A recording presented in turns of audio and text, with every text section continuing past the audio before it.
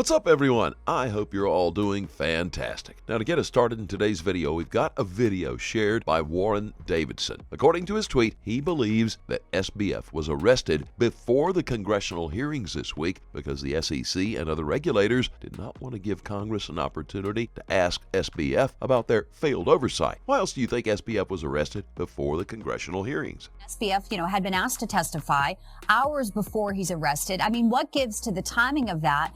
And what about SEC Chair Gary Gensler? Some say he has a very cozy relationship with Alameda Research, which looks like has commingled funds with FTX. Yeah, and not just Alameda Research, but Sam Bankman-Fried himself. And I think that's a big part of the timing, frankly. I mean, it's all speculation at this point, but the best theory I have is that the SEC and others didn't want SBF to give his own version of, so what were you doing with Gary Gensler in the Securities and Exchange Commission with all these meetings and all this interaction that you've had with regulators? And he would have been able to give his side of that. The regulators, the SEC, Gary Gensler and others wouldn't have been able to filter the questions, and they didn't know where that was going to go. So I think that's part of what drove some of the timing on the arrest. As always, welcome to Moneyside, your favorite crypto news channel. If you're new here, welcome to the XRP Army. Hit that subscribe button and turn on notifications. That way you don't miss out on our daily crypto news updates. In more exciting news today, we've got some interesting updates from Peter Schiff. He tweeted that anyone expecting a soft landing doesn't understand the situation. There will be no landing at all. The economy will just crash and burn. As I warned long ago, the Fed made a deal with the devil when it implemented ZIRP and QE to delay the pain. Now, the devil is here to collect. And I couldn't agree more. A recession looms large on the horizon. It's now more of a matter of when than if. Central banks have also tightened their policies at lightning speeds, raising the odds of unforeseen consequences when the long and variable lags kick in. In other interesting news, here's a tweet from Sentiment Feed. We see that there's been a whole lot of doom and gloom across the crypto space right now. Binance, FUD, Jerome Powell's hawkishness, and the ongoing SBF FTX trial headline many reasons why capitulation is prevalent to end this week. Historically, this uncertainty is a bottom signal. In another update, Crypto Bag Boy shared a tweet by Digital Asset Investor from 2020. Listen in. What tokens, if you had to name 3 tokens, the top competitors to VeChain, are you willing to name 3? You're going to give me Ethereum first, right? Well, Ethereum for sure. We respect Ethereum, actually. The whole VeChain idea based on one conversation I had with Vitalik like in 2015. So for sure, Ethereum is one. Well, let's make it Ripple, XRP, because I didn't realize that. Well, I mean, we could be a good partner in the future, I would say, because we're focused on the different things. We're focused on business activities or like non-financial applications, while XRP is focused on platforms, payment platforms or payment solutions, which could be a good combinations. Have you met any of the guys at Ripple yet? Well, I have some friends like really connecting to them, but. Right now, for my vision or mission is like focusing on building up the business environment or business ecosystem first. When time's right, I would say definitely we can connect to each other. Now, as we wind down on today's video, we can see that the petrodollar era is finally over. As we enter a new era, this will have a massive impact on geopolitics, global commerce, and the future of money. Because most international trade occurs in dollars, there is always demand for U.S. Treasury bills and its currency, protecting the U.S. from the threat of inflation and keeping the dollar stable. This power and stability further reinforces its status as the key currency for international transactions. This is such a great conversation. Listen in. And if I simultaneously am selling something to another country in dollars, then I'm just going to keep all of my sales and purchases kind of in one account. This is a little bit simplified, but I'm just going to keep it all in dollars because why not? That's what all of the trade is being done. Well, now we have this situation where we have multipolar world, and you have maybe alliances of nations, the BRICS nations, maybe the Western nations. Let's just say there's 3 alliances for simple purposes. Each alliance now has their own sort of preferred currency that they use within the alliance. But let's say, a BRICS nation wants to trade with Mexico. Well, Mexico isn't in BRICS, so they're not going to have this BRICS reserve currency. They don't really want to get paid in the BRICS reserve currency because they have no use for it. At the same time, the BRICS nations aren't going to have Mexican pesos. So you have this situation where everybody now wants to hold a different currency. They don't all want to hold dollars. And that's where XRP comes into place. Not because I don't think they're going to be paying each other in XRP, is that they go to something like the exchange that Ripple built, and they very quickly swap whatever currency they just got paid in for the currency that they want to have. Now, I've had some concerns that, Ripple is an American company, and we now have this multipolar world. Not every alliance is going to be wanting to use necessarily an American product.